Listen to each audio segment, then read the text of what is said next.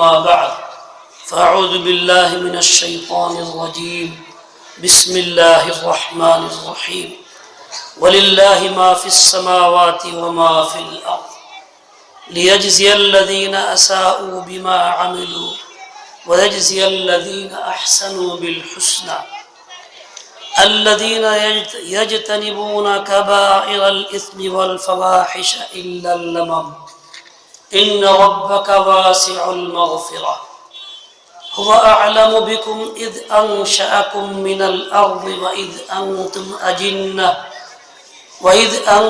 أجنة في بطون أمهاتكم فلا تزكوا أنفسكم هو أعلم بمن اتقى صدق الله آمنت بالله আল্লাহ পাকের শুকর আল্লাহ তাআলা আমাদেরকে তুরাগ থানা আয়োজিত এই তাফসীরুল কুরআন কমিটি তুরাগ থানা তাফসীরুল কুরআন কমিটি আয়োজিত আজকের এই তাফসীরুল কুরআন মাহফিলে হাজির হওয়ার তৌফিক দান করেছেন এবং মুহতারাম উলামায়ে কেরামের মুখ থেকে যথেষ্ট পরিমাণে তাফসীর এবং নসিহত শোনার সুযোগ দিয়েছেন সেজন্য আল্লাহ পাকের শুকর আদায় করি আলহামদুলিল্লাহ। মারায়ও না, আওয়াজ কম থাক। অনেকেই বয়ান করেছেন এবং আরো মুরব্বী আসবেন। আল্লাহ পাক মুরব্বীকেও সেই সালামতে পৌঁছায়া দেন, আমাদেরকেও তার থেকে মুস্তাফিদ বানায়া দেন। আমি নিজেকে ধন্য মনে করি এই মাহফিলে শরীক হইতে পারার জন্য। এখানে অনেক উলামা, অনেক বুজুর্গান দ্বীন রয়েছেন।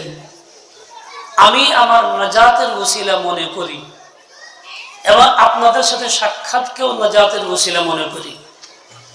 আল্লাহ পাক আমাকে আপনাকে সবাইকে কবুল করেন, সকলের নাজাতের ফয়সালা করে দেন। এক হাদিসের মধ্যে কয়েকজন জান্নাতি ব্যক্তির আলোচনা আছে। হযরত আনাস থেকে বর্ণিত রিওয়ায়াত, রাসূল আকরাম সাল্লাল্লাহু আলাইহি ওয়াসাল্লাম বলেন, আলা উনাব্বিকুম বিরিজালিকুম ফিল জান্নাহ, তোমাদেরকে বলবো কি ওইসব লোকদের ব্যাপারে যারা জান্নাতি হবে? বলছেন জি ইয়া রাসূলুল্লাহ, নিশ্চয়ই বলেন। রাসূল আকরাম সাল্লাল্লাহু আলাইহি ওয়াসাল্লাম বললেন, আন-নাবিয়্যু ফিল জান্নাহ, নবী তো জান্নাতি। ওয়াস-সিদ্দীকু ফিল জান্নাহ, সিদ্দীকু জান্নাতি। ওয়াশ-শাহীদু ফিল জান্নাহ, শাহীদু জান্নাতি। ওয়া-রাজুলু আল্লাযী ইয়াজুরু আখাহু ফিল জান্নাহ, ওই ব্যক্তি যে তার কোনো মুসলিম ভাইয়ের সঙ্গে সাক্ষাৎ করতে যায় ইখলাসের সাথে আল্লাহ তাআলার জন্য, আল্লাহ পাকের মুহাব্বত ভালোবাসা নিয়া, কি জন্য? যে ওই ভাই আল্লাহর বান্দা, সে আল্লাহকে ভালোবাসে, তাই আমি তাকে ভালোবাসি, আর এই জন্য সাক্ষাৎ করতে যায়। বলে সাক্ষাৎ প্রার্থীর জন্য সুসংবাদ জান্নাতি হওয়ার, সেও জান্নাতি। আমরা কোথাও যাই তো সাধারণত কাজকর্মটাই সামনে থাকে, কিন্তু ওই এলাকাতে অনেক দিনদার নেককার মুসল্লি মুসলিম ভাইরা আছে, তাদের সঙ্গে সাক্ষাতের নিয়তটা মনে থাকে না। আসলে এই নিয়তটাই হলো আসল। নিয়ত যদি সহি থাকে তো এর দ্বারা সবই হাসিল হয়, আর নিয়ত যদি ঠিক না থাকে হাসিল হয় না কিছু। আমরা যে কোনো কাজকর্মের জন্য সফর করলে, কোথাও গেলে তার সাথে এই নিয়তটাও করে যেতে পারি যে ওই এলাকায় যত দিনদার নেককার মুসলমান আছে তাদের সঙ্গে সাক্ষাৎ করতে যাইতেছি, তাহলে আল্লাহ পাক রব্বুল আলামিন আমাকেও ওই সাক্ষাৎ প্রার্থীর তালিকাভুক্ত করবেন যে জান্নাতি হবে। আল্লাহ পাক আমাকে আপনাকে সবাইকে কবুল করেন। কোরআনে কারীমের সূরা নাজমের দুটি আয়াত আমি তেলাওয়াত করছি।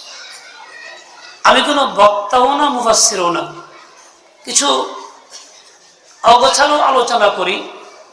আপনার দোয়া করেন এমন কিছু কথা বলার তৌফিক আল্লাহ আমাকে দেন যেই কথায় আমারও ফায়দা হয়, আপনাদেরও ফায়দা হয়। দোয়া করেন তো। কি দোয়া করলেন? কই আমিন তো দোয়া না, না এটাও হইল না। আমিন দোয়ার পক্ষে সমর্থন হইল। একজন দোয়া করলে পক্ষে আমিন বললেন যে আল্লাহ আপনি কবুল করেন। আমি তো দোয়া চাইলাম, তা আপনি কি করলেন? আপনাকে বলতে হবে যে আল্লাহ আপনাকে তৌফিক দান করেন। এইটা হলো দোয়া। বলেন, আমরা এই তারতম্য করতে পারি না কোনটা দোয়া কোনটা দোয়া না। কে বলছে ফি আমানিল্লাহ? একজন অসুস্থ ব্যক্তি দোয়া চায়, চাচা আমি অসুস্থ, দোয়া চাই আল্লাহ সুস্থ করে দেয়, বলে আমিন। তো দোয়াটা করলাম কি? আমি তো দোয়া করলাম না। রাসূলের আকদাসের তালিম হলো এটা, দোয়া চাইলে পরে হুজুর ওই কথাটাই বলে আবৃত্তি করে বলতেন যে আল্লাহ তোমার এই কাজটা করে দিক। এটা হলো দোয়া, এটা হলো দোয়া করা। আপনি এই দোয়া করাটাও ভুলে গেছি, মানে এক অবস্থায় চলছি আর কি। কথা বলতে সবাই চলছে, আমিও চলছি। কে দোয়া চাইলে কি করতে হবে? যে বিষয়ে দোয়া চাইলো ওই বিষয় উল্লেখ করে বলতে হবে, আল্লাহ তোমাকে সুস্থ করে দেন, আল্লাহ তোমাকে এই মামলা থেকে খালাস করে দেন, আল্লাহ তোমাকে এই দান করে ওই দান করে, এইসব কথা বলতে হবে। তাহলে দোয়া করা হইল। কথাটা বুঝে আসছে? তাহলে কি খালি আমিন বললে দোয়া হয়ে যাবে? কি করতে হবে? ওই বিষয়টা উল্লেখ করে আল্লাহর কাছে বলতে হবে, তাহলে দোয়া হইল। আল্লাহ পাক তৌফিক দেন, সহি বুঝ দিয়ে দেন। কোরআনে কারীমের সূরা নাজমের 2টি আয়াত আমি পড়ছিলাম। আল্লাহ তাআলা আয়াত 2টির মধ্যে এই আমাদের বিষয় নিয়ে আলোচনা করছেন, পুরা কোরআনই আলোচনা করছেন, এখানেও তাই। আসমান ও জমিনের মালিকানা আল্লাহ তাআলা। আমি আপনি যেমন আল্লাহর গোলাম, আমার মালিক যেমন আল্লাহ তাআলা, আসমান ও জমিনও কিন্তু আল্লাহ পাকের মালিকানা, এরাও আল্লাহর গোলাম। এই দুটিও আল্লাহর গোলাম। এই যে কায়েম আছে, পুরে যাচ্ছে না, এটা কিন্তু আল্লাহর হুকুমে সে হুকুম পালন করতেছে। এই যে আসমান জমিনের মধ্যে আরো যা কিছু আছে ও নিয়মতান্ত্রিক চলতেছে, এটা এমনিতে না, আল্লাহর হুকুমে চলতেছে, সবই আল্লাহর গোলাম। আমরা আল্লাহ তাআলার গোলাম। এই মালিকানা কার? আল্লাহ তাআলা।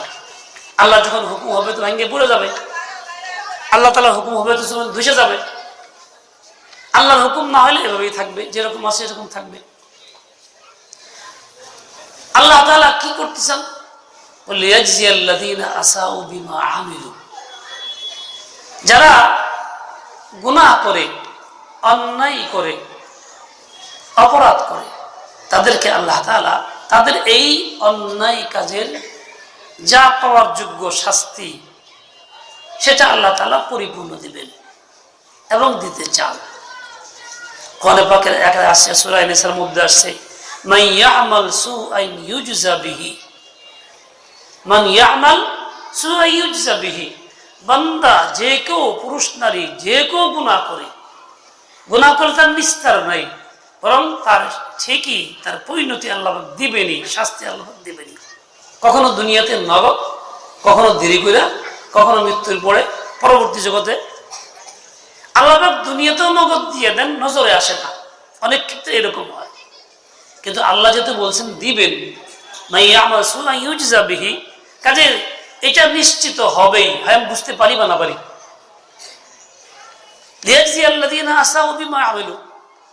গুনাহ করলে তার শাস্তিটা মিলবে, আল্লাহ পাক দিবেন, এই কথাটা আগে উল্লেখ করছেন। দ্বিতীয়বার উল্লেখ করছেন যারা সৎকর্ম করে, নেক আমল করে, তাদেরকে আল্লাহ তাআলা উত্তম বিনিময় দিবেন, বেশ দিবেন, নাজ নিয়ামত সবই দিবেন। এটা আল্লাহ পাক রব্বুল আলামিন দয়া করে দিবেন।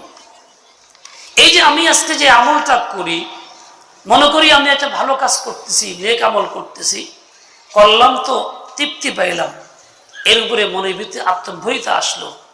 সব বলো মেয়ে কি করো না করো, সকাল থেকে আজকে আমি এই কাজ করছি, ওই কাজ করছি, এত বড় তেলাওয়াত করছি, শেষে 2টা আমি নামাজ পড়ছি, তার 12টা আমি জিকির করছি, তুমি মেয়ে খালি কি করো না করো।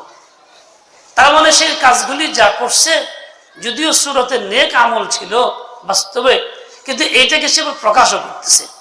তার মানে তার এই আমলের গুলির মধ্যে তার নিয়তটা পরিপূর্ণ সহি ছিল না, এই জন্য বলতেছে। এখানে লৌকিকতা দেখানো এই একটা মকসদ ছিল, যা প্রকাশ করতেছে। হযরত শেখ রহমাতুল্লাহ বলছেন, এক বেচারা সাক্ষাৎ করতে গেছে এক হাজী সাহেবের সঙ্গে।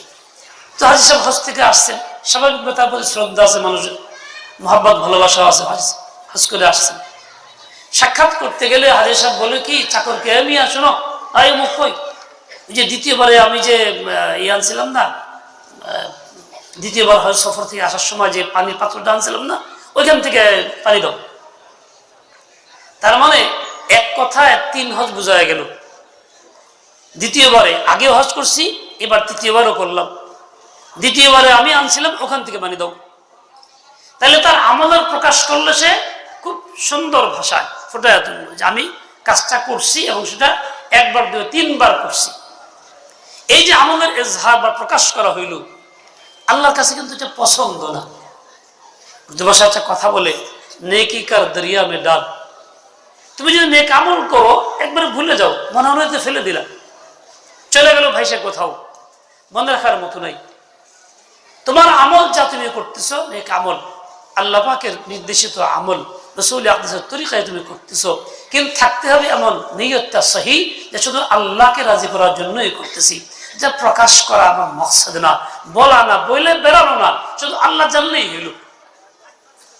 আজকে আমরা বিভিন্ন নেক আমল করি, আনুষ্ঠানিকভাবে করি, এগুলি প্রকাশ করার জন্য বিভিন্ন মাধ্যম করি, এই ভিডিও, এইটা সেইটা, আনুষ্ঠানিকতা সবকিছু কেন দেখায় দিই, ছড়াই দিই, এই লাইফ কত কিছু নাম আমি জানি না, মানে এইগুলিকে ছড়াইয়া দেওয়া মাকসুদ, মানুষকে দেখানোর মাকসুদ না। নেক আমলটা দেখানোর জন্য না। কাকে দেখানোর জন্য? আল্লাহকে দেখানোর জন্য। যাকে দেখানোর জন্য তিনি যদি দেখেন এবং খুশি হন, যথেষ্ট, কামিয়াব। কিন্তু যাকে দেখানোর জন্য তিনি যদি পছন্দ না করেন, তাহলে কি সবগুলি বেকার গেল? হযরত আবু আকসাম রহমতুল্লাহ আলাইহি একটা আজীব মিসাল দিয়ে বলছিলেন যে এক মেয়ের বিয়ে হচ্ছে, এখন তো 18 বছরের কোন বিয়ে সেদিন নিষেধ, শরীয়তে তো বাধা নাই, কম বয়স, এর চেয়ে কম বয়সে বিয়ে শাদী দেওয়া যায়। আগে তো বেশিরভাগ কম বয়সে বিয়ে শাদী হইতো বেশি গ্রামগঞ্জে, এখনো কিছু কিছু হয়। আর এখন তো আজকাল এই আইনের কারণে আমরা আবার কিছু মিথ্যা প্রচারণা করি, মিথ্যা বলি, মিথ্যা সাক্ষ্য দিয়ে দিই। বলে কিরকম? বলে মেয়ের বয়স কত? বয়স ছিল আসলেই কম, 18-র কম। এখন যারা আয়োজনকারী তারা বলে কিনা মেয়ের বয়স পূর্ণ, সরকারি বয়স, এটা মুখ দিয়ে বলে 18ই বয়স। এই যে পূর্ণ বলে, সরকারি বলে, কিংবা 18 বলে, এটা সত্য কথা না মিথ্যা কথা? কি বলে এটা? সত্য না মিথ্যা? মিথ্যা কথা। এই মিথ্যা কথা বলে কিন্তু সে খুশি, আনন্দিত। গুনাহ করার পরে, মিথ্যা কথা বলার পরে এই গুনার উপরে খুশি হওয়া কিসের লক্ষণ? দেখি আল্লাহর কাছে মকবুল হওয়ার লক্ষণ না ধ্বংসের লক্ষণ? সে গুনাহ করছে, তার নত হওয়া দরকার, তার তো ছোট হওয়া দরকার ছিল, আল্লাহর কাছে ইস্তেগফার করা দরকার ছিল, হায়রে কি করলাম, কাজটা ভুল করে ফেললাম। কিন্তু সে এতে আনন্দিত, খুশি প্রকাশ করতেছে। সে আনন্দ এখানে তো বলতেই আছে, পরমশ বলে খুব ভালো একটা কাজ করছি, আজকাল মুখের মেয়ের বিয়ে শাদী ব্যবস্থা করে দিছি, বয়স কিছু কম ছিল, ঠিক করে দিছি বইলা। এটা সে গর্ব করতেছে। তার এই বাহ্যিক বিবাহের আয়োজনের একটা নেক কাজ ছিল, এটাকে সে প্রকাশ করতেছে। তা আবার মিথ্যা কথাটাকে এইভাবে প্রকাশ করতেছে। ও ভাই, কিসের লক্ষণ? এটা আল্লাহ কাছে কবুলের লক্ষণ না, এটা ধ্বংসের লক্ষণ। বাস্তব কথা বলি, মুক্তাগাছায় গেছি, আমার এক আত্মীয় পাত্রী দেখা হবে, খুব মত করছে, দিল আপনি আসবেন। তো কোনো সেখানে যাওয়ার কথা ছিল না, অন্য কাজে গেছিলাম, দেখা হয়েছে, নিয়ে গেছে। যার পরে এখন মেয়ের বাপ জিজ্ঞেস করে, পাত্রী দেখবে কে? ঘটক বলার আগে বললাম কি, যে পাত্র সেই দেখবে, অন্য কেউ দেখবে না। এই কথা বললাম যে ঘটক সুন্দর দাড়ি, চুব্বা, পাঁচকুলি চুবি, মুরব্বী বয়সী মানুষ। বললাম, মুরব্বী ঠিক আছে না? কথা ঠিক আছে না? তো বলে কি, আলহামদুলিল্লাহ, জীবনে বহুত দেখছি, 80টা দেখছি, আর না দেখলেও চলবো। কি বললো? প্রথমে আলহামদুলিল্লাহ, প্রথম শব্দটা কি? এই আলহামদুলিল্লাহ বলছে কিসের উপরে? নেক কাজে না গুনাহ কাজের উপরে। শব্দটা এইটা, জীবনে বহুত দেখছি, 80টা দেখছি, মানে ঘটকারি করতে গিয়া ছেলে পাত্রের সঙ্গে সে 80 জায়গায় মেয়ে দেখছে নিজেই। আচ্ছা বলেন তো, ঘটকের জন্য কি পাত্রে দেখা যায় আছে? আচ্ছা গুনাহের কাজ সে করছে, সামনের কাতারের মুসল্লি, এই দাড়ি সব ঠিকঠাক আছে, জুব্বাও পরা আছে, দেখলে খুব সত্যি ভালো লাগে যে এই লোকটা এত বাহ্যিকভাবে ভালো। তার অবস্থা কি? গুনাহ করছে এতগুলি, এর উপরে সে আনন্দিত এবং গর্বিত। সে বলতেছে আলহামদুলিল্লাহ, আমি আনন্দ দেখছি, জীবনে বহুত দিন আশিটা দেখছি, আর না দেখলেও চলবে। কিসের লক্ষণ ভাই? কবরের লক্ষণ? কি আল্লাহর বান্দা হওয়ার লক্ষণ নাকি ধ্বংসের লক্ষণ? ধ্বংসের লক্ষণ। সে যে গুনাহ করতেছে, এই গুনাহের উপর তার কোনো ভয় ভীতি নাই, এজন্য চিন্তা নাই, আখিরাতে মুআখাযা কোনো ভয় তার কাছে নাই। মনে করে ঠিকই করতেছি। গুনাহকে যদি গুনাহ না মনে করে, ঠিক মনে করে, ভালো কাজ মনে করে, তাহলে ঈমান কি থাকে? গুনাহকে যদি গুনাহ মনে না করে, ভালো কাজ মনে করে, ঈমান থাকে? ফতোয়া তো আপনারাই ভালো দিতে পারেন, মাশাআল্লাহ। তাহলে আমরা কোন অবস্থায় আছি? আমাদের অবস্থাটা কি চিন্তা করা দরকার। এই যে আল্লাহ একটু আগেই বলছেন, ফালা তুযাক্কু আনফুসাকুম, নিজের খুব পাক পবিত্র মনে করো না, পবিত্রতা বর্ণনা করা, তুমি খুব ভালো করতেছো, এই তুমি আমল করতেছো, যাই কিছু করলা, তোমার নিজের কোনো কৃতিত্ব না, এটা আল্লাহ পাকের ফজল হইলে তুমি নেক কাজ করতে পারলা, আর আল্লাহর দয়া না হইলে পারলা না। গুনাহ থেকে যদি ফিরতে যদি পারলা, এমনিতে না, আল্লাহ যদি দয়া করলেন তবে পারলা, আল্লাহর দয়া ছাড়া পারলা না, তোমার কোনো এখানে কৃতিত্ব নাই, এটা আল্লাহ পাকের দান, আল্লাহ ফজল করছেন। কেন তুমি মনে করো বিরাট কিছু করে ফেলছি। একদিন মসজিদের বারান্দার সামনে গেছি, এক লোক শেষটা দুইটা নামাজ পড়ছে মসজিদে, নামাজ পড়ে সেখানে জিকির আজকার করছে, কোরআন তেলাওয়াত করছে, এরপরে ইশরাক চাষ করছে লম্বা সময়, পরে পরে বসে বারান্দায় হাঁটতেছে, তসবিহ নিয়ে হাঁটতেছে আর জিকির করতেছে। আমারে কয়, হুজুররা এত গাফেল, এই মাদ্রাসা এত গাফেল হুজুররা, আমি শেষে তুই চাই এই কামগুলি করলাম, আর এই যে শুয়ে রইলো, আজান দিলেও ওঠে না। তার মানে কি? নিজের এই আমলের উপরে সে গর্বিত, বিরাট কিছু করে ফেলছে, দ্বিতীয় অহংকার ঢুকছে, নজর আমলের প্রতি হয়েছে। আর এমনি আমল করার তৌফিক দিয়ে দিলেন, নজর তার প্রতি তুমি রাখো। তোমার দুষ্ট তো এইখানে, তোমার আত্মা তো না পাক, তোমার দিলের ভিতরে ময়লা জমা আছে, দিলটা কলুষতায় ভরা, তুমি নজর দিছ নিজের আমলের উপরে, আর অন্যকে তুচ্ছ মনে করতেছো, তোমার ভিতরে অহংকার ভরে গেছে গা, তোমার তো এটা কাজ না। তুমি চিন্তা করা দরকার ছিল আল্লাহর দয়া, আল্লাহ আমাকে তৌফিক দেয়, আলহামদুলিল্লাহ, এটা প্রকাশ করার কোনো বিষয় না। হযরত আবু আল আকসা বলছেন যে ছোট মেয়েটার বিয়ে হচ্ছে, বিয়ে সাথে ঠিকঠাক হয়ে গেছে, সাথীরা তারা সাজাইতেছে, এরই মধ্যেই সাজানে একজন বলতেছে এক সোহেলি যে তোমার কাজ খুব সুন্দর দেখা যায়, ওহ খুব উত্তম পাত্রী আজকে তুমি। তখন শুধু এটা চোখে পানি ফেলা কেঁদে দিছে। তো বলছি তুমি কান্দো কেন? তোমার আনন্দের দিন। বলে তোমরা ভালো বলতেছো, এতে কিছু আসে যায় না, তোমরা ভালো বললে কি হবে? আমাকে আছে গ্রহণ করতে যে আসবে, সে যদি আমাকে পছন্দ না করে, আমার সবটাই তো বৃথা। তোরা ভালো বললে কি হইল? দুনিয়া মানুষ ভালো বলছে, অমুকে হাজি সাহেব, অমুকে এই আমল করে, অমুকে তাহাজ্জুদ গুজার, অমুকে অমুক উমরা করছে, অমুকে হজ করে আসছে, এইসব প্রকাশ করতেছে। আর এইগুলি না বললে আমার কাছে খারাপ লাগে, বললে বরং ভালো লাগে। আমি এই রোগে আক্রান্ত হয়ে গেছি গা, বরং বলতে উৎসাহিত করি, কায়দা কৌশলী বলি, এইটা করো ওইটা করো, আমার নাম কেন এরকম লেখা হলো না, আল্লাহ কেন লেখা হয় নাই, উল্টা বলি। তো এখানে কেন আমি আমার এই আমলটার প্রতি নজর এবং আমি আল্লাহর প্রতি নজর রাখি নাই, এর প্রতি আমি গর্বিত হইতেছি। ও ভাই কেন হইতেছি? এটা আসলে দিলে ময়লা জমা আছে, এই দিল আল্লাহর জন্য সাফ হয়ে যায় নাই, এই দিলে আল্লাহ পাওয়া যায় না। আল্লাহ আমাদের দিলে পাওয়া যাবে যেই দিলে ওতে ময়লা না থাকে। ছোট্ট সময় এই 7-8 বছর বয়স বৃষ্টি হয়েছে, আমার আব্বা হাকিম ছিলেন, আব্বা আমার শিশি দিয়েছে, একটা ওষুধ রাখবেন, ছোট শিশি দিয়ে বলছে এটা ওই যে বৃষ্টি পুকুরে পানি আছে ধুয়ে আনো। আমি ছোট মানুষ, আমার চিন্তা হলো এটার ভিতরে তো ময়লা, ধুইতে হইব। তা আমি এটার ভিতরে পানি দিয়ে বিভিন্ন এই ইটের গুঁড়া টোলা দিয়ে ভালো ঝাঁকা থেকে সুন্দর করে ধুয়ে আনছি, পরিষ্কার হয়ে গেছে। কিন্তু উপরে কিছু ময়লা ছিল, আমার নজরে পাওয়া নাই, আমার তো দিয়ে চিন্তাই নেই। আমার চিন্তা হলো ভিতরে রাখাবো ওষুধ, তা আমি নিয়ে আসছি, আব্বা হাতে দিয়েছি, আব্বা ধুইরা দেখলো যে উপরে কিছু ময়লা। আব্বা বলতেছে, মিয়া তোমার যে ভিতরে খুব সুন্দর থাকে, চেহারায় কিছু ময়লা থাকে, তো কেমন দেওয়া যাবে? ছোট মানুষ, আমি অতটুকু প্রথম বুঝি নাই। কমে এই যে তুই ধুয়ে আনছে, ভিতরে তো সুন্দরই দেখা যায়, উপরে যে ময়লা। আবার গেছি, জায়গা সুন্দর করে উপরে ভালো করে মাঝে মাঝে আনছি, একদম পরিষ্কার, ভিতর বাইরে দুইটা পরিষ্কার। এটা ছোট্ট শিশি, যার ভিতর বাইরে দুইটা পরিষ্কার না হলে পছন্দ হয় না। আমি আমার ওষুধটা রাখতে চাই না, দামি জিনিসটা রাখতে চাইতেছি না। ওষুধটা কয় টাকা দাম?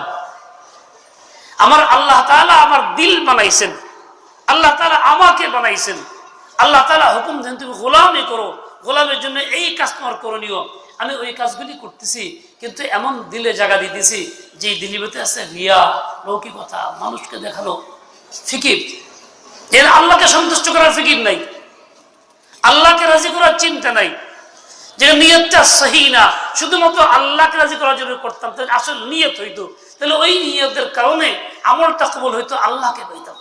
এক বুজুর্গ বলে, মিয়া দেখো, শুধুমাত্র এই মাথা ছেলার দ্বারা আল্লাহকে পাওয়া যায় না, মাথা মুন্ডালেই আল্লাহকে পাওয়া যায় না। মাথা মুন্ডানোটা ভালো কাম, নবীর সুন্নত, নবী আকদাস করছেন, হজ ছাড়াও করছেন। তাই বলে শুধু এইটা করলাম, বাহ্যিক অন্য কোনো আমল ঠিকঠাক করলাম না, ভিতরে ময়লা রয়ে গেল, উপরে ময়লা রয়ে গেল গা, কিন্তু আমি মাথা ছেলছি, বাস বিরাট কাম করে ফেলছি, বলে এর দ্বারা আল্লাহকে পাওয়া যায় না। যদি এটা দ্বারাই আল্লাহকে পাওয়া যেত, তাহলে আজকাল তো বৌদ্ধরা বেশি মাথা ছিল, তাহলে হে বেশি আল্লাহরা পাইতো। একটা প্রাণী আছে বাঘ, বাঘের একটা প্রজাতি আছে যার মাথার চুল থাকে না, কিন্তু গায়ের মধ্যে বড় পশম থাকে, তাহলে ও আল্লাহরে বেশি পাইতো। কেউ আছে জিকির খুব ব্যস্ত, তসবিহ চলতেছে, আমল করতেছে, কথা বলতেছে অনেক শত শতবার, হাজার হাজার বার, কিন্তু ভিতর বাইরে ঠিক নাই, ভিতরে ময়লা ময়লা রয়েই গেছে। এক লোক মসজিদে বৈশা খুব দোয়া করতেছে, খুব চোখের পানি। তো দর্শক মনে হচ্ছে, আল্লাহ যে পরিমাণ সে আল্লাহর কাছে কান্নাকাটি করতেছে, বড় আল্লাহ আল্লাহর বড় আশিক বান্দা। কিছুক্ষণ পরে একটা লোক ওখান দিয়ে, বয়স্ক মানুষ সামনের কাতারে ছিল, পিছন দিকে আসতেছিল, কিন্তু চোখে কম দেখে। হাঁটার সময় বয়স্ক লোক ছোট যুবক লোকটাকে দেখে নেই, যে কান্নাকাটি করতেছিল, হাত উঠে দোয়া করতেছিল, গায়ে লেগে গেছে। এই বেটা দোয়া বাদ দিয়ে এখন গালি, হ্যাঁ বুড়া, চোখে দেখো না, আক্কেল নাই, মাথায় বুদ্ধি নাই, তুই আমার বুদ্ধি উঠে আসিস।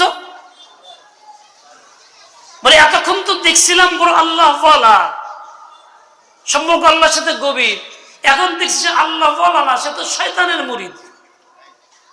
একজন বয়স্ক মানুষ চোখে দেখে না, সে অনিচ্ছাকৃত আইসা পড়ছে, লেগে গেছে গা, তুমি তার কদর করো, এহতেরাম করো, বলো চাচা ভুল হয়ে গেছে গা, আমি এখানে বসছি, না বসলে তো চলতো, সরে বসতাম, আপনার রাস্তা ক্লিয়ার থাকতো, ভুলটা আমারই, চাচা মাফ করবেন।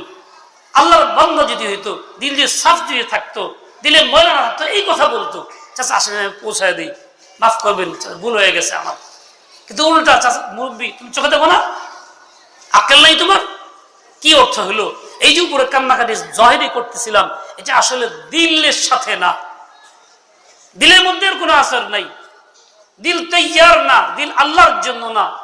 দিল যদি আল্লাহর জন্য হইতো, তাহলে উল্টা হইতো। ও ভাই, তাহলে এই বাহ্যিক আমল এবং তার কাজের মধ্যে মিল নাই। আমার আপনার অবস্থা অনেক ক্ষেত্রে এরকম হয়, বাহ্যিক সুন্দর কাজকর্ম করি, কিন্তু আমার ভিতরের সাথে মিল থাকতেছে না। এই যে মিল থাকে না, গ্রহণযোগ্য হয় না কেন? দিলে ময়লা আছে, দিলে ময়লা আছে। যে যখন ময়লা থাকে, ওই দিলের আমল কবুল না, ওই দিলে আল্লাহকে পাওয়া যায় না। আমল বহুত হবে, দেখতে গণনায় অনেক হয়তো পাওয়া যাবে, কিন্তু সেগুলি আল্লাহর কাছে মকবুল না, গ্রহণযোগ্য না। কাজে আমি চিন্তা করি আমার দিল কতটুকু তৈয়ার। তো এখন জিকির করতেছে খুব, মনে করি জিকির দ্বারা আল্লাহকে পাওয়া যায়। শুধু জিকির দ্বারা আল্লাহকে যদি পাওয়া যেত, দিল যদি সাফি না করতাম, তাহলে তো একটা পাখি আছে রাতভর জিকির করতে থাকে, আওয়াজ দিতেই থাকে। আছে না গ্রামগঞ্জে পাখি? শহরে হয়তো কম বোঝা যায়, গাছপালা কম থাকে, গ্রামে ঠিকই বোঝা যায়, রাতভর আওয়াজ করতে আছে করতে আছে করতে আছে, তাহলে সে বড় আল্লাহ বলা হইতো। এরকম ভাবে আমি যে কাজগুলি করতেছি, এই কাজের নমুনা কিন্তু মাখলুকের মধ্যে আছে। কাজে ওই কাজগুলি করলেই যদি আল্লাহ বলা হয়ে যায়, আল্লাহ হওয়া যায় এবং আল্লাহকে পাওয়া যায়, তাহলে যথেষ্ট ওরা পাইতো, কিন্তু তা তো পায় না। তার মানে কি, আমার এই কাজগুলি করতে তো হবে, শর্ত হলো দিলটা সাফ হইতে হবে। ফালা তুযাক্কু আনফুসাকুম হুয়া আ'লামু বিমান ইত্তাকা। আল্লাহ কেন বলছেন তোমরা নিজেদেরকে খুব পাক পবিত্র বলো না, পাকসাপ বলো নিজেকে খুব।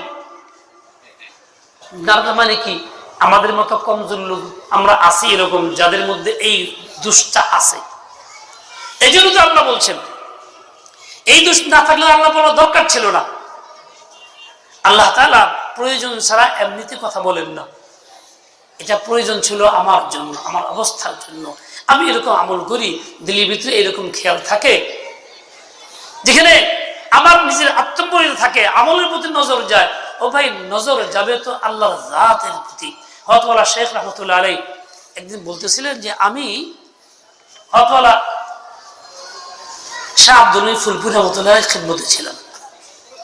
তো উনি রুটি খাইতেছিলেন ডাল দিয়া। ডাল আর রুটি তো আমাদের সমাজে খুব একেবারে উন্নত মানের খাবার না, আরো অন্য খাবার তো আরো আছে। কিন্তু এই খাওয়ার পর অবস্থা দেখা গেল এই হুজুর খুব আনন্দিত, চেহারা খুব হাস্যাস বাস্যাস, খুব আল্লাহ শুকর আদায় করতেছেন এবং একেবারে মজা পাওয়ার জন্য হেলতেছেন জ্বলতেছেন। क्या बात है, সামান্য ডাল রুটি খাইলেন তাই এখানে এই অবস্থা, এত আনন্দ। তাদের রাগ করলেন যে মিয়া কি বলো তুমি কি মনে করতেছো? बोलन अगर मजनू को लैला अपने हाथ से खिलाए तो मजनू को मजा आएगा या नहीं? मजनू प्रेमिक की जो तार प्रेमिका लाइला निज हाथे खावाय ताहले से कि मजा पाबे कि पाबे ना? पान्ता भात खावाइले कि रुटी खावाइले কি কারণে মজাটা? শুধু রুটির কারণে না, ওই হাতের কারণে। কার হাতে আমি খানা খাইতেছি? দাদাটাকে। ও মিয়া क्या मेरा मौला लाइला से भी कम है? আমার মৌলা আমারে খাওয়াইতেছেন, আমি সেই খানা খাইতেছি, তো আমি কি মনে করো তুমি আমার মৌলা কি লাইলার সে কম? মর্যাদা কি কম? আমার মৌলা তো মৌলাই, তিনি খাওয়াইতেছেন। আমার নজর তো রুটির উপরে না, রুটি যিনি দিলেন তার উপরে, ডালের উপরে না, ডাল দিলেন তার উপরে। আমারে খাওয়াইতেছেন কে? স্বয়ং আল্লাহ তাআলা খাওয়াইতেছেন। কেন মজা আমার আসবে না? মজা কেন লাগবে না? ও ভাই, এই যে বিষয়টা, এরকম সূক্ষ্ম নজর কি আমাদের মধ্যে আছে? এই চিন্তা কি আমরা করি? এই চিন্তা আমরা করি না, মনের ভিতরে আসে না। অনেক বড় অপরাধ করলেও যে বুঝে আসে না, আর ভালো কাজ করতে গেলেও তার দোষগুলি কোথায় ত্রুটি তাও বুঝে আসে না। আমাকে সব সমান মনে হয়। এই একটা অবস্থা কেন? বলে এই যে দিলটা সাফ না, দিলের ভিতরে ময়লা রয়ে গেছে। তো ময়লা সাফ করবো কেমনে? সাফ তো আমাকে করতে হবে। বলে সাফ করার জন্য ব্যবস্থা আছে, বলে সাফ করার কিছু লোক আছে যাকে দিয়ে সাফ করতে হয়।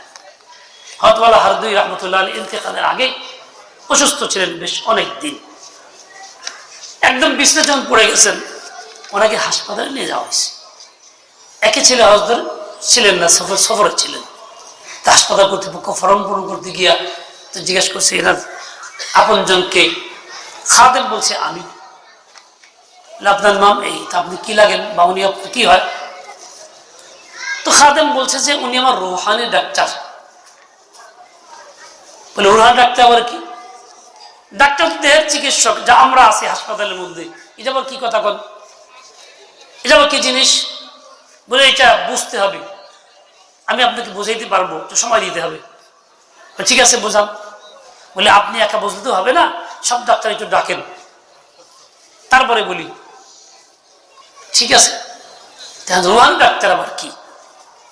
তিনি বলছেন ভাই দেখেন, আপনার ডাক্তার চিকিৎসক, মানুষের গায়ে জ্বর আসলে পরে এটা আপনারা মাপতে পারেন মিটার দিয়া কি পরিমাণ তাপমাত্রা আছে, বুঝেন জ্বর বেশি না কম, সেই অনুপাতে ওষুধ দিয়ে দেন। এটা আপনাদের যথেষ্ট পরিমাণে অভিজ্ঞতা আছে।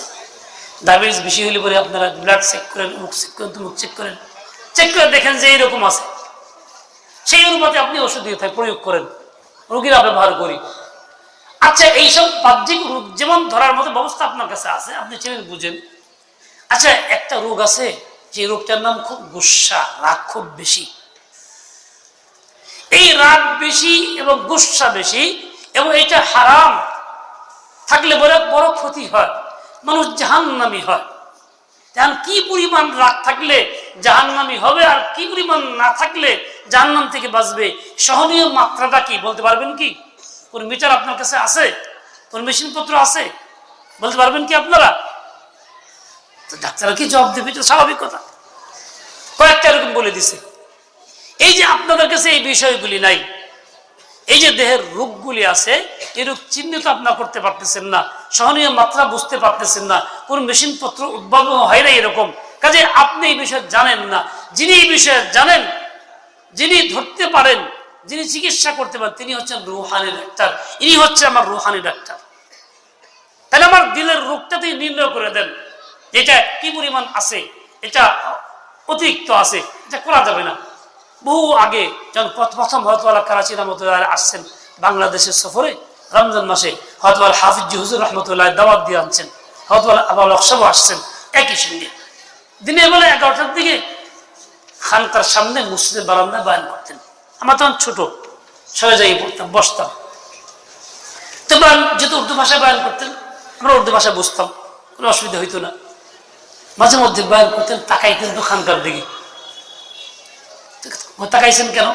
নিজেই বলতেন, ভাই দেখো মেরা শেখ बैठे हैं उधर, इसलिए मैं देख रहा हूं। কেন দেখতেছি? শেখের হুকুমটা কি? উনি কি আমাকে আমার এই বাইরের উপরে রাখতে চান, নাকি মানা করতেছেন, না নির্দেশনা আছে কিনা, আমি এটা দেখতেছি, ফলো করতেছি। মাঝে মধ্যে তাকাইতেছেন, হঠাৎ হঠাৎ ইশারা দিয়েছেন, বন্ধ করো, খালাস। কথার মাঝখানে বন্ধ করলেন, ব্যাপারটা কি? কথার মাঝখানে বন্ধ করলেন কেন? বললেন, দেখো আমি যে কথা বলতেছিলাম, এই কথাগুলি শুরু তো করছি আল্লাহর জন্য, ইখলাসের সাথে আল্লাহর বান্দাদের শুনাইতেছি, আল্লাহকে রাজি করার জন্য। যখন জজবা এসে গেছে, জজবায় কথা বলতেছিলাম। জজবা তো আল্লাহর জন্য হয় না, নফসের জন্য হয়।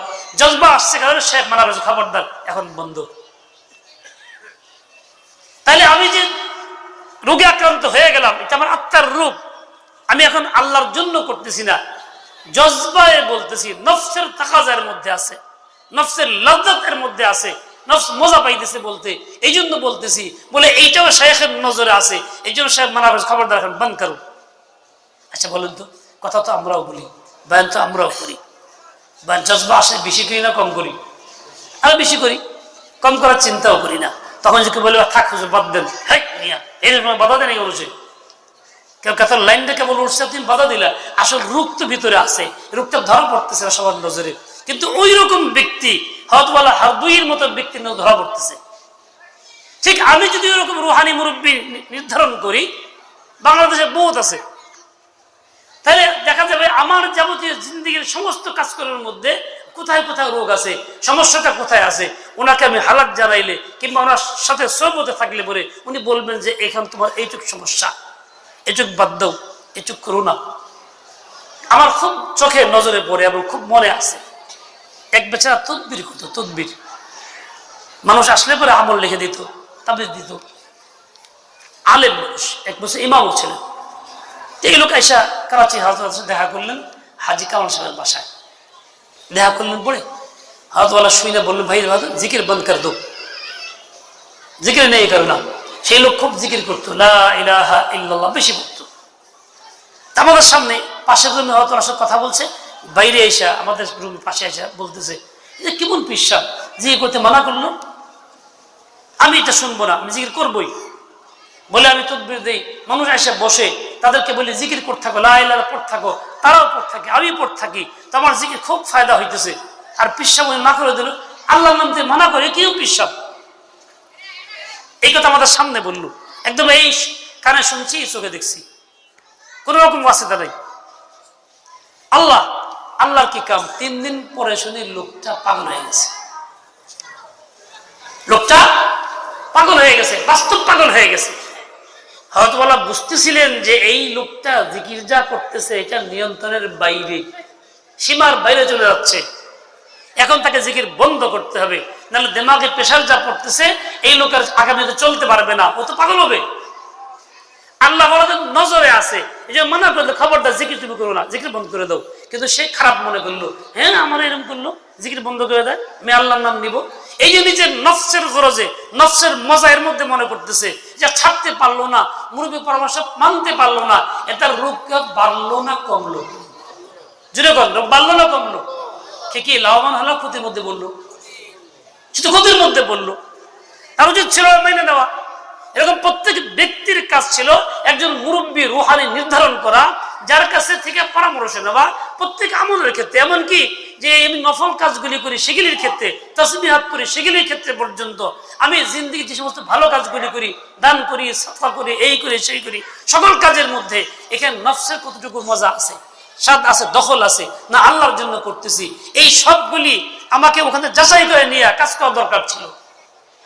যেহেতু আমি নিজেরটা নিজে করতে পারতেছি না, ধরতে পারছে রোগটা কোথায়, আর উনি মুরব্বী ধরতে পারতেছেন না, পারেন, সেই জন্য কাজ হলো এইটা মুরব্বীর অধীনে যাওয়া। قد أفلح من زكاها وقد خاب من دساها। কামিয়াব তো সেই হয়, সফল তো সেই হয় যে নফসকে পাক পবিত্র করে। কেমনিতে করে? একাই তো পারে না, সে তো বুঝে না, কোন মুজাক্কির মাধ্যমে করে, কোন আল্লাহর মাধ্যমে করে। এই তখনই তার কাজগুলি সুন্দর হয়, মার্জিত হয়, শরীয়ত মোতাবেক হয়, সুন্নত মোতাবেক হয়, আল্লাহর কাছে কবুল যোগ্য হয়। অল্প আমল দেখা গেলেও ওইটা অনেক বেশি উপকারী হয়। আর যখন কাজগুলো নিয়ন্ত্রিত হয় না, ওইরকম ময়লাওয়ালা দিলের সাথে হয়, তখন দেখা যায় এই কাজগুলি বাহ্যিক পরিমাণে অনেক বেশি হয়, কিন্তু সেগুলি আল্লাহর কাছে কবুল যোগ্য হয় না। এই জন্য আমল আছে অনেকের, অনেক আমলকারী ব্যক্তি আছে, কিন্তু নাজাত মিলবে কিছু অল্প লোকের। কেন? আমল বাহ্যিক আছে ঠিক, কিন্তু সেই আমলগুলি আল্লাহর কাছে গ্রহণযোগ্য আমল না। আপনারা জানেন, মুহাদ্দিসিন আছেন এখানে, এক বেচারা বনী ইসরাঈলের আবেদ ছিল। এই লোকটা 500 বছর ইবাদত করছে, নামাজ কালাম করছে, এবং তার তামান্না ছিল সাজদা অবস্থায় মৃত্যু। আল্লাহর কাছে আবেদনও করছে, আল্লাহ কবুলও করছেন, ওই অবস্থায় মৃত্যু হয়েছে। এই লোক শেষ পর্যন্ত জাহান্নাম। এত লম্বা ইবাদত জাহান্নাম কেন হবে? বলে এই লোকটাকে কিয়ামতের ময়দানে আল্লাহ বলবে, তুমি অনেক ইবাদত করছো, আমি খুশি, যাও, আমার দয়াতে তোমাকে বেশ দিলাম। ওই লোক চিন্তা করে, কি রে, আল্লাহ দয়া করে বেশ দিল, তা আমি যে এত আমল করলাম, 500 বছরের আমল, এগুলির বিনিময়ে গেলে কোথায়? এখন তার নজর কোথায়? আল্লাহর জাতের প্রতি না, আল্লাহর দয়ার প্রতি নজর হলো আমলের প্রতি। নজর কার প্রতি হলো? আমলের প্রতি।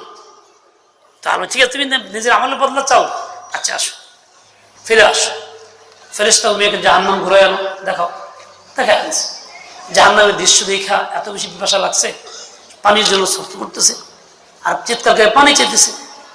আরেক ফেরেশতা বলছে, ফেরেশতা পানি নিয়ে যাও, বলে পানি দাও। তো পানি এমনি দেওয়া যাবে না, দাম আছে। দাম কত? 500 বছর ইবাদত। আমার 500 বছর ইবাদত তো আছে, তুমি নিয়ে যাও, তো পানি দাও। তো পানি পান করছে। আল্লাহ বলে, এবার জাহান্নামে যাও। তুই 500 বছর ইবাদত করলা, তোমার দাবি ছিল, আর সেই চকু দিলে 1 গিলাস পানির বিনিময়ে আমি তোমার জীবনে কত লক্ষ গিলাস পানি খাওয়াইলাম, বাকিগুলির দাম কে দিবে? জাহান্নামে যাও। এখন দেখেন, দীর্ঘ ইবাদত ছিল, দোয়াও কবুল হয়েছে, তার কথা হাদিসের মধ্যেও আছে, কিন্তু এই লোকটার এত কিছুর পরেও তার নাজাত কেন হইল না? তার দিলের ভিতরে ময়লা ছিল, নজর ছিল আমলের প্রতি, আল্লাহর জাতের প্রতি না। এখানে যা চাইতে এসে প্রকাশ পাইছে, ওখানে তাই করছে। তাহলে বোঝা গেল নজর থাকতে হবে কোথায়? আল্লাহর জাতের প্রতি। ইখলাসের সাথে আল্লাহকে চাইতে হবে, আল্লাহ থেকে পাইতে হবে। এখন দেখেন, আমি আপনি কোন অবস্থায় আছি। ফালা তুযাক্কু আনফুসাকুম হুয়া আ'লামু বিমান ইত্তাকা। কাজে আমল যা কিছু করতেছি আল্লাহর ফজল করে করতে পারতেছি, এটা আমার আল্লাহর দয়া। এই জন্য আমি প্রকাশ করব না, এটাকে আমি চুপচাপ গোপন করবো, ঢাইকাই রাখবো। কেউ কিছু বললে দেখেন বাস্তব আল্লাহ ওয়ালাদের হালাত দেখেন। হযরত মাওলানা হিদায়াতুল্লাহ সাহেব রাহমাতুল্লাহ আলাইহি যাত্রাবিদের শেষ সময় ছিলেন, 35 বছর মুতামিম ছিলেন লালবাগ মাদ্রাসার, বেনজির মুহাদ্দিস ছিলেন। ভারতবর্ষে ওনার সময়ে ওনার মতো বড় মুহাদ্দিস ছিল না দ্বিতীয় জন। ছাত্ররা দারুল দেওয়ান গেলে ওরা বলতে, তোমরা এখানে আসছো কেন, এতগুলো সালে বাদ দিয়া উল্টা ভালো হতো। এরকম ব্যক্তি যাতে এই মাদ্রাসায় গেছি হুজুর দেখা করতে। হুজুরের কাছে 50 বছর আগে এক ছাত্র পড়ছেন, বয়স্ক হয়ে গেছে, উনি দেখা করতে আসছেন। হুজুর হজ থেকে আসছেন, দেখা করতে আসছে। এখন দুজন একই জায়গায় পাশাপাশি বসছি। উনি বলতেছে, হযরত শুনছি আপনি হজে গেছিলেন, তাই দেখা করতে আসলাম। এই পাশেই বসা। আর হুজুর অবস্থা ছিল, কোনো রাগ হয়ে গেলে ঠোঁট কাঁপত, আস্তে আস্তে কথা ঘোরা বেড়া বারবার বলতেন, যা রাগের লক্ষণ। বলতেছে, কিসের হজ? ঘুরে ঘুরে আইসি আর কি, কিছু ঘুরে ঘুরে আইসি আর কি, এই কথাটা বারবার বলতেছেন। ওই মেয়েটা আবার কয়, হুজুর আপনি হজ থেকে আসছেন তাই দেখা করতে আসছি। হুজুর আরেকটু আগে আবার কইতেছে, এরকম ঠোঁট কাঁপতেছে। আমি দেখতেছি যে হুজুর খুব রাগ হইতেছেন, আর ওই বাচ্চারা বুঝতেই পারতেছেন। বললাম যে ভাই এমন করেন, কথা বন্ধ করেন, দেখেন না হুজুর চেহারা। আচ্ছা হজ করতে গেছেন, হজ করে আসছেন ঠিক, ওই হুজুরও তো মিথ্যা বলেন নাই, সত্যটাই বলছেন, কিন্তু হুজুর রাগ হচ্ছেন কেন? তার মানে হজ করে আসছেন প্রকাশ করতেছে, প্রকাশ করার তো বিষয় না। আল্লাহ কাছে কবুল হইল কিনা জানি না, তো আমি কি করে বলবো হজ করে আসছি? কাজে হজ করে আসছি আর তা না, ঘুরে ঘুরে আসছি আর কি, ঘুরে ঘুরে আসছি আর কি। কি পরিমাণ ভিতরে তাওয়াজু ছিল এবং কি পরিমাণ আল্লাহ পাকের আবদিয়াত ভিতরে ছিল, এই আমলটা আমলে মনে করতেছেন না। আল্লাহর রহমতের দিকে নজর ছিল, আল্লাহ যদি মাফ করে তো হবে, নজর নাই। এই হলো আল্লাহ ওয়ালাদের অবস্থা। ওনারা কিন্তু এমনি হন নাই, ওনারা ওইরকম কোন মুজাক্কির অধীনে গিয়া নিজেকে ঠিকঠাক করছেন, হালাত জানাইছেন, দিলের ময়লা দূর করে ফেলছেন, তারপরে এই অবস্থা হয়েছে। আর না হলে এই অবস্থায় এমনিতেই হওয়ার কথা না। আমার ভাই যে লম্বা কথা আর না, অনেক ওলামায়ে কেরাম আছেন বয়ান করবেন। এর দ্বারা বোঝা গেল কি আমাদের দিলের ভিতরে কিছু ময়লা আছে। قد أفلح من تزكى وذكر اسم ربه فصلى। আল্লাহ তাআলা বলেন ওই ব্যক্তি কামিয়াব, সফল, যে লোকটা নিজের আত্মাকে পবিত্র করছে, আল্লাহর নাম নিয়েছে, নামাজে পড়ছে। তাহলে আল্লাহর নাম নেওয়ার আগেও আত্মাকে পবিত্র করতে হয়। তার মানে যে কোনো মুখে নাম দিলেই ওই নামটা আল্লাহর কাছে গ্রহণযোগ্য হয় না। একজন যদি ইমান ঠিক না থাকে, মুশরিক থাকে, সবসময় আল্লাহ আল্লাহ আল্লাহ জপতেই থাকে, তাহলে জপা তো হইলো ঠিক আছে, কিন্তু গ্রহণযোগ্য হইলো? কারণ ইমান তো ঠিক নেই। নামাজ কিন্তু পড়তেছে, ইমান ঠিক নেই। বাহ্যিকভাবে সব ঠিকঠাক করতেছে, কিন্তু কুফরের সমর্থন করে, কুফর পছন্দ করে, কোন গুনাহে কবিরাকে সে হালাল মনে করে। বাহ্যিক অন্য সব কাজ ঠিকঠাক আছে, কেন করে? দিলে ময়লা, এই জন্য সে ওই হারামটা বুঝে না, দেখে না। এই লোকটা ওই কুফর পছন্দ করে কিংবা সমর্থন করে, কাজটা করলো, বাহ্যিক সে সুন্দর কাজ করে গেল, কিন্তু মৃত্যুর সময় কি নিয়ে মরবে? ইমান নিয়ে না, ইমান নিয়ে মরতে পারবো না। খেলে সে তো কুফরকে সমর্থন করে মারা গেছে। মনে করেন ধর্মনিরপেক্ষতা ইসলাম না কুফর? ধর্মনিরপেক্ষতা ইসলাম না, পরিপন্থী। একজনে মুসলমান আমল করে, নামাজ পড়ে, রোজা করে, সব ঠিকঠাক মতো করে, ধর্মনিরপেক্ষতা বলে, সমর্থন করে, তারপরে কথা বলে, সাফাই গায়, ভোট দেয়, সবকিছু করে, বাহ্যিক আমল সুন্দর দেখা যায়, কিন্তু দিলের ভিতরে দিমাগে বসে আছে ওইটা, সমর্থন ওইটা।